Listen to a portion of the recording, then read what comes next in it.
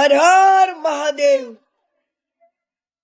કોઈની મનમાં ન રહી જાય.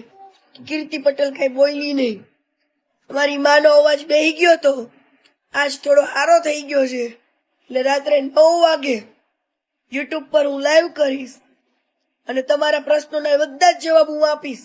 ટોટલી મારા તો જવાબ હું આપીશ. પણ જેને પેટમાં દુખતું હતું ને એની કચ્છ થી લઈને મુંબઈ થી લઈને જુનાગઢ સુધીની સ્ટોરી પણ કહીશ.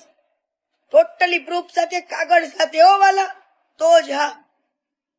સનાતન ધર્મને ખોટા માર્ગે લઈ જાય છે ને કોણ કોણ લઈ જાય છે ને એ પણ હું કહીશ.